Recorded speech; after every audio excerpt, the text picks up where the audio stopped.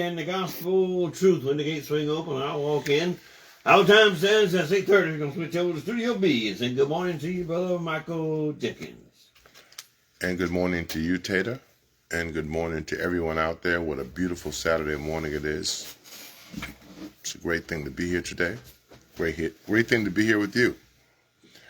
We're going to talk today about some things, including the NFL draft. We're going to try to see where the local baseball and softball teams are right now as we head into what would be next week, which would be the playoff for baseball and softball, I'm pretty sure. But first, I want to talk about the NFL draft and how one of our locals, TJ Sanders, was drafted by the Buffalo Bills and is now an NFL player. TJ was drafted from the University of South Carolina with the 9th pick in the second round to the Bills. He made it. The Bills, Buffalo Bills, great franchise. A franchise that has competed for many years to win Super Bowls. And they have not won any Super Bowls. They came up short multiple times over the years. And so you might think that maybe the Buffalo Bills are a little bit snake bit, losing all those Super Bowls. But they've still been a solid franchise. And right now, as we speak, they are one of the favorites to win the Super Bowl next year. So that bodes well for TJ as well. They have a history of great players, Hall of Fame players, wjay Simpson, Bruce Smith, who also was a defensive lineman, Thurman Thomas, the quarterback was Jim Kelly. Thurman Thomas was a great running back for them. So there's a lot of tradition up there in Western New York. A lot of people don't realize that Western New York, Buffalo, far, far away from New York City. Hundreds of miles, couple of hundred miles, maybe 280, maybe 3. The thing about Buffalo is that it's really cold up there, and it snows a lot. I don't know how much snow TJ has been around, but as I feel he was born and raised here in Marion, he hasn't seen a lot. Okay, so those winter days up there in Buffalo, January, late December, yeah, you're going to have to strap it on. Because people in New York City call Buffalo Canada. You know what I'm saying? So, but with all that said, TJ is now an NFL player, and I'm sure he'll do well. But I got to see an interview that his mom posted a couple of days ago, and I want to play that for you right now. I hope I'm not infringing on any copyright laws or anything, but I'm going to take that risk so that you can hear TJ. And he sounds great in this interview as well. So without further ado, go. 15 spots to go get this game wrecker of a defensive tackle out of South Carolina, TJ Sanders. Welcome to Buffalo, TJ. Happy to be here. Thank you. Excited to meet you. Now, you have had a wild 24 hours getting drafted. What's been the best part of all of this? Honestly, just finally stepping foot into the NFL, man. It's been a dream of mine, these last few years, and I finally accomplished, Now that's over, it's time to work.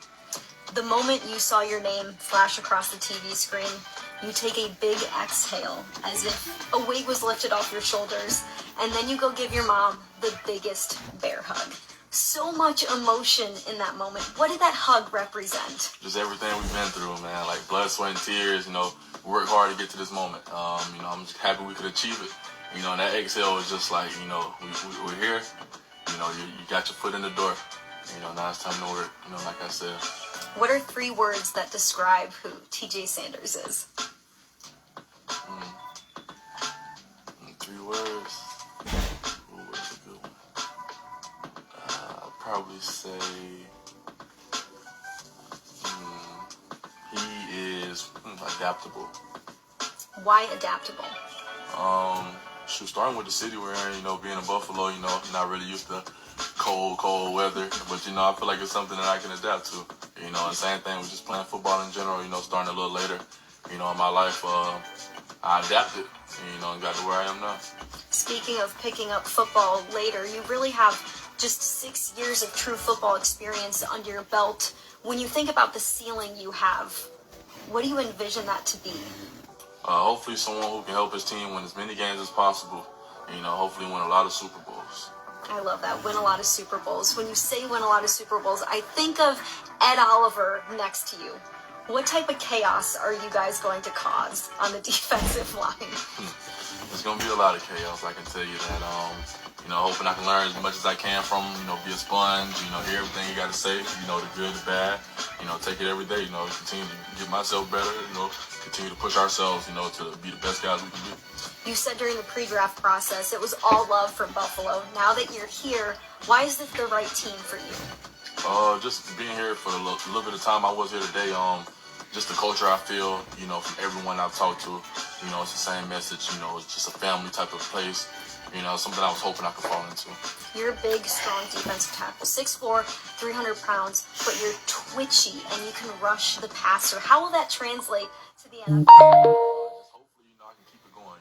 Where I left off in college, being able to have success, rushing the quarterback, whether it's first, second, or third down, hopefully I can carry that same impact to the NFL, continue to just get better. You were a basketball player first, all-state honors during your junior season, averaging 18 points and 12 rebounds per game. Your unique footwork shows up on tape. How do you throw off offensive lines when you're going after them?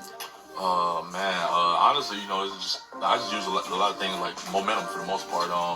A lot of guys, I try to get them going one way, and, hopefully I can counter the other way, just try to get some of those bigger guys leaning somewhere, some of those bigger guys don't like to move, so, just try to get them in an uncomfortable situation, where I can play at my best. When the bigger guys start leaning, what's your go-to move to knock down the quarterback? When they start leaning, I'll probably come with like a swipe, a downward type of swipe, get by them with a rip. I always finish low. I've never taught to tackle high. It's just something I can't do. Even when the guy's right in front of me, I'm breaking all the way down to his legs. I can't. That high motor shows up as well. There's a lot of second effort with the way you play that game. Where does that come from? Just the mentality. I kind of bring from basketball, I'd say, just never, feeling like you're out of the fight. Always playing your hardest, whether you're up or down 30, whether you're having a great game, whether you're having a bad game. As long as you go out there and just play as hard as you can, I feel like good things will happen. What's one thing that most people don't know about you? Oh, man. Most people don't know. Most people don't know that I'm an excellent gamer. I put it like that. Okay, what games are we playing?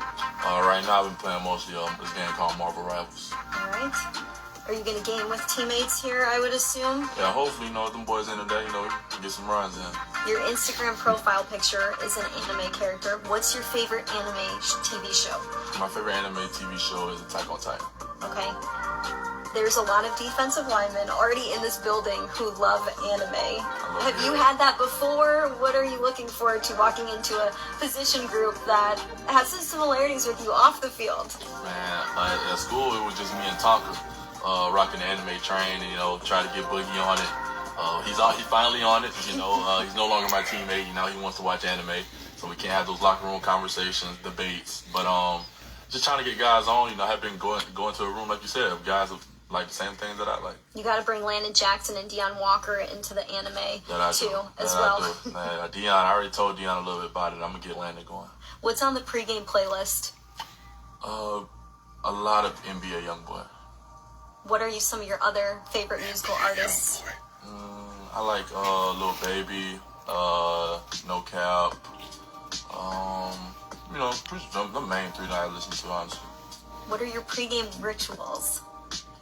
I like to just sit right there, as I'm getting on my stretching and all my pregame due diligence. I like to just sit there and just get my mind right. At that time, I ain't listened to no NBA Youngboy. I probably got something way softer on in my ear. But just something to just calm me down. I never like to get too hyped before games. I always just like to stay right there, stay in the moment. Don't get too high, don't get too low. And just go out there and start the game off good. Why do you calm it down before you unleash the beast on the field? Because I had one game a couple years back where I was just so hyped. I was just so hyped for this game. And it was probably one of my worst games. Like I didn't really play bad. I just could not tackle. So after that, I told myself, just never get too high for a game again. And I'll always keep them the same. And, go out there and, like I said, play with a lot of energy and just do what you do best. What's your favorite meal?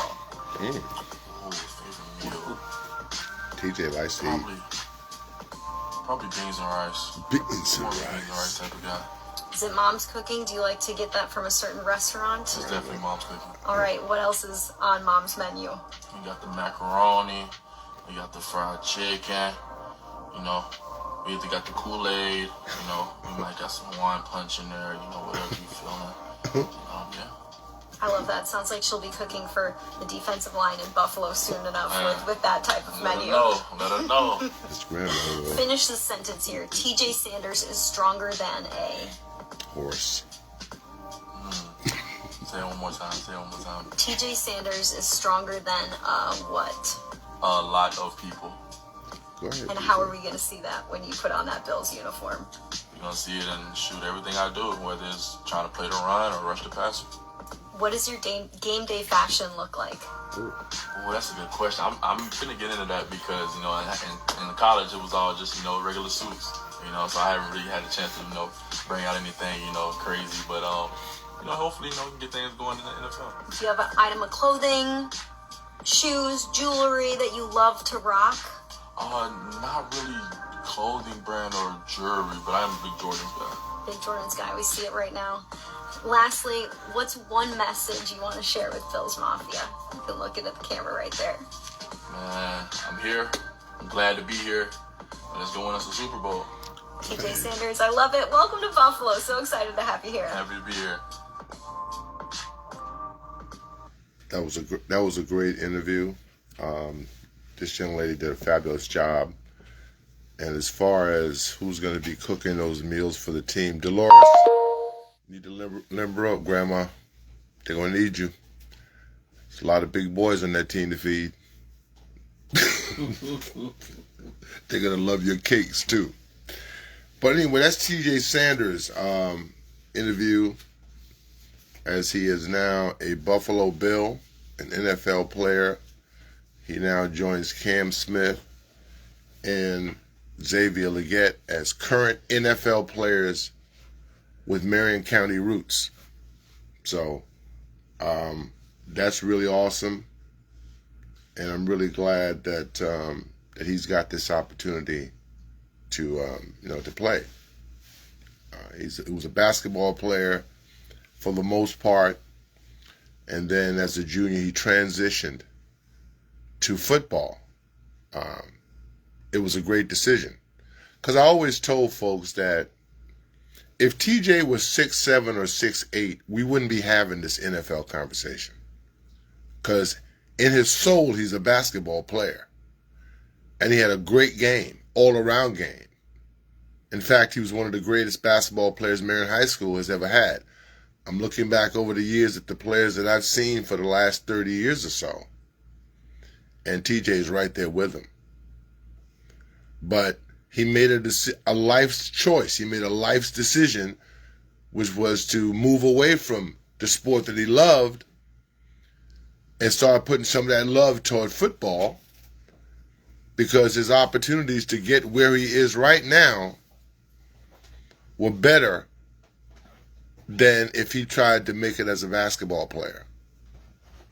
So I'm happy he made the choice. I'm sure he is, and now he is a pro player, where in the as far as basketball goes, he might not have been able to achieve that. At any rate, congratulations to TJ Sanders. Congratulations to the Sanders and Cross family. And a little caveat there is that I coached TJ's dad as a rec player, Tawani. He was an outstanding little player, very athletic. Who knew that one day, he'd produce. Actually, his son, Tyshawn, is also projected to make the NFL as well. And then you got TJ's little cousin Squirt over at the University of Kentucky. So in 2 more years or so, we could be looking at 5 NFL players from Marion County. That's pretty significant. It's a little tiny country county, and now we're producing NFL players like this. So, but I want to take a quick look now at what's happening with baseball, because the playoffs are going to begin soon, and we're going to talk about that. But I do want to throw out the fact that Mullins boys track team, I think, won the region. I saw where they won't be able to compete at state. I didn't read anything about that or know specifically why they were not or are not going to be able to participate, but I saw that as a post and someone mentioned it. But baseball-wise, Marion and Mullins have not tore the baseball diamond up this year, you might say. But the region champs are Atlantic Collegiate Academy. I say they won the region, but they're tied with East Clarendon, both with 11-1 conference records. Manning comes in third at 6-4. Lake City 4-4. Marion is at 4-6, and their overall is 5-13. Kingstree and Mullins round out the bottom part of the region standings, both at 1-11. Kingstree at 3-11 overall. Mullins at 1-17. I don't know if Marion is going to get in, but they look like maybe as a 5th seed they could.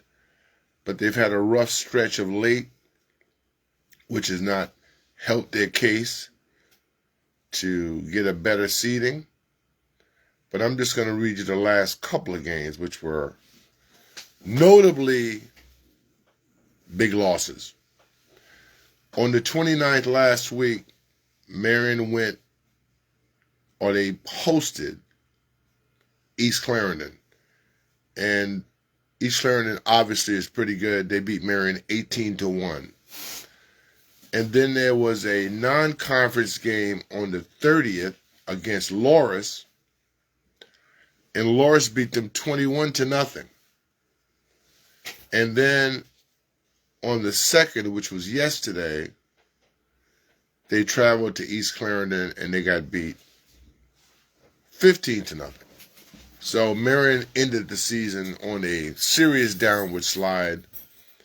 That doesn't bode well for making the playoffs, and it really doesn't bode well for if you do make it, what are you going to do when you get in there? Because apparently they are struggling this year.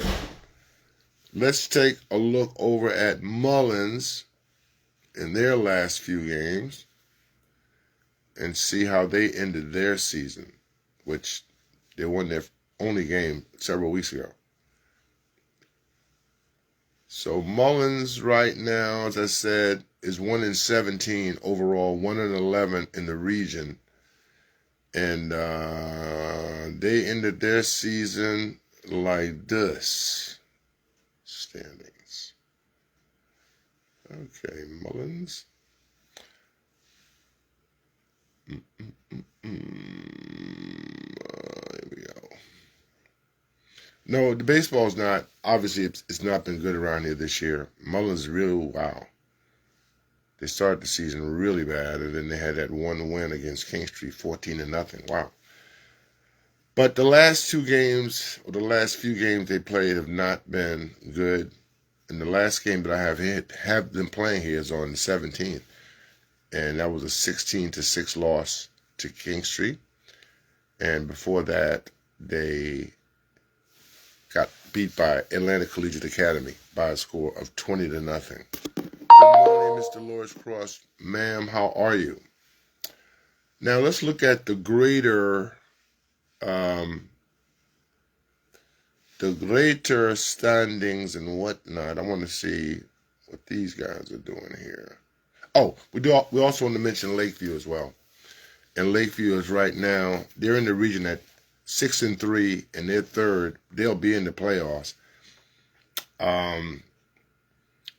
They are behind Latta. Latta is the top team in the conference at 8-2.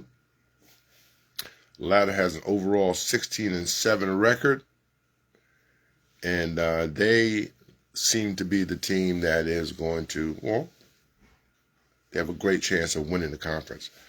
But they have competition, because there you have Johnsonville right behind them at 8-3 and 10-5. And then your Lakeview Wildgators come in at 6-3. So Lakeview will get a playoff berth. Obviously, Latta is planning on having an extended baseball season.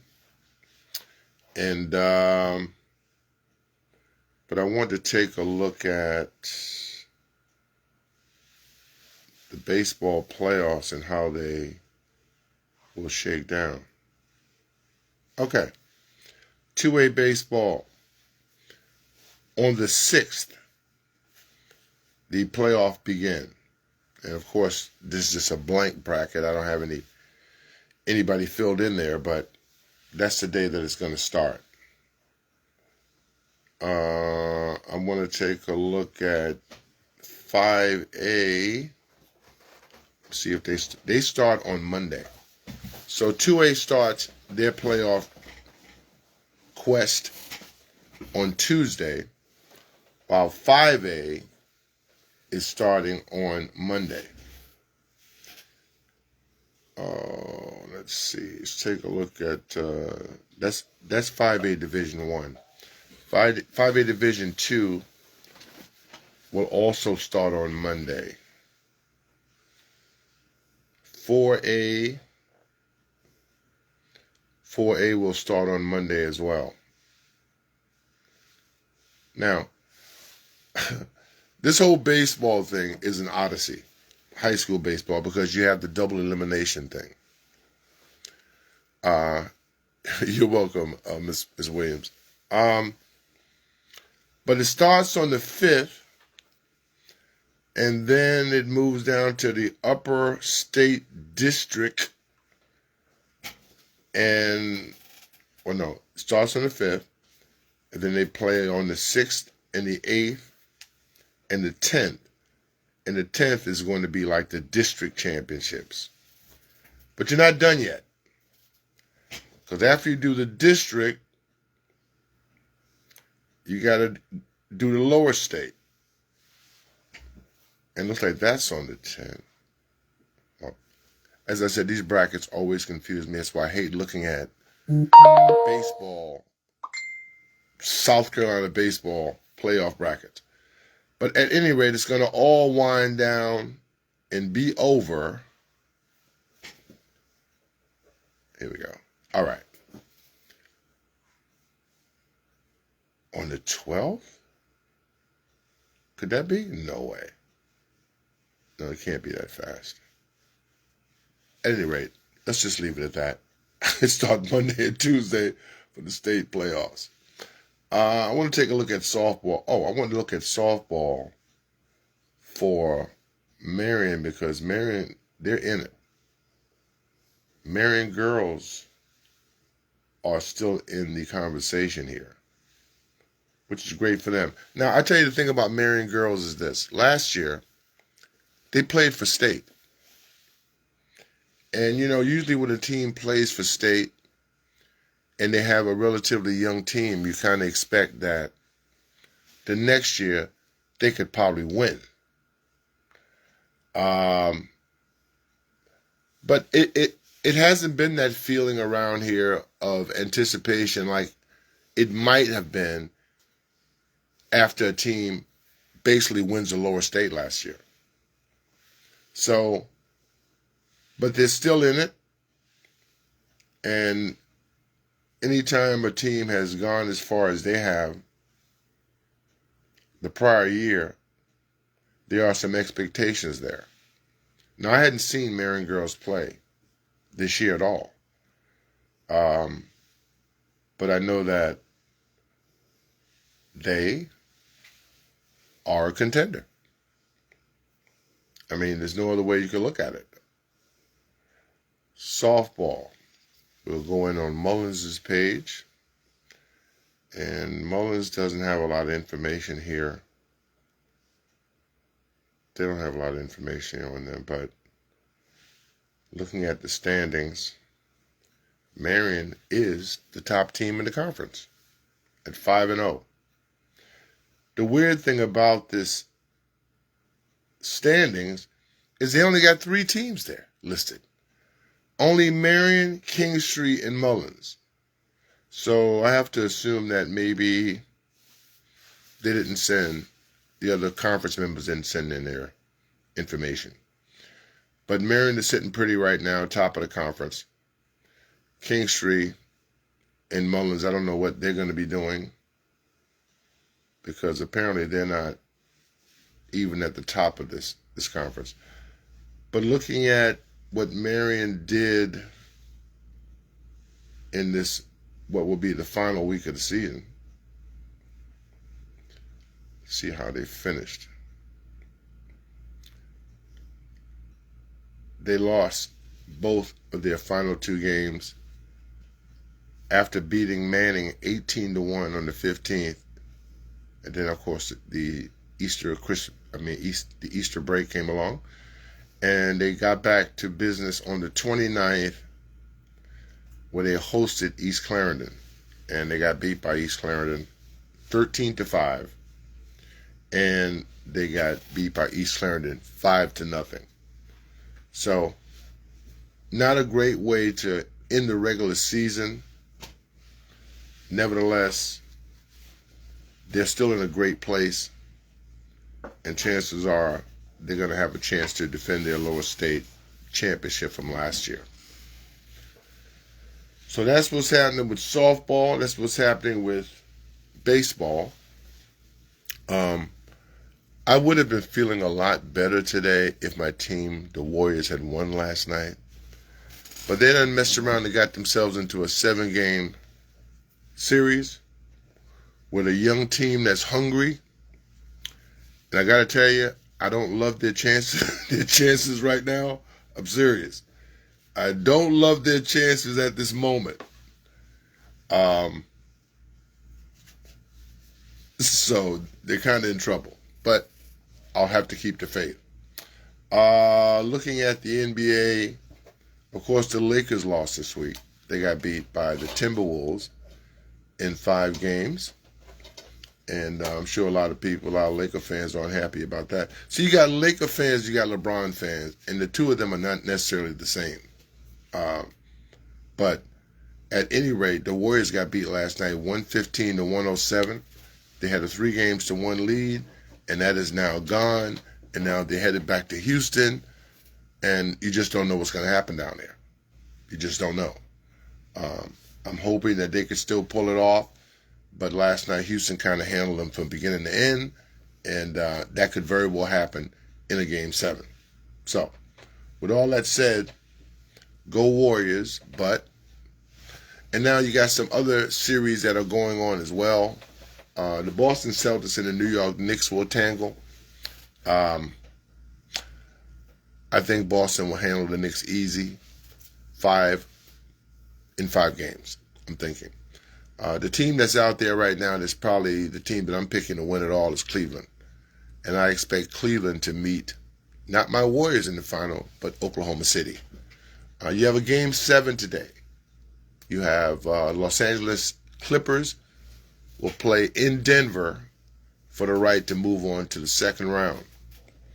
The Memphis Grizzlies have been beaten by Oklahoma City. In fact, they got swept. So they are primed. Boston won their series against Orlando. Cleveland won their series. Who did Cleveland play? Over Miami. Indiana and Milwaukee was a tough series as well. Indiana came out on top. I expect they're going to make some noise going forward. And then you have the Knicks, who really nipped Detroit to move on to play in the Boston series. But that's what's happening right now.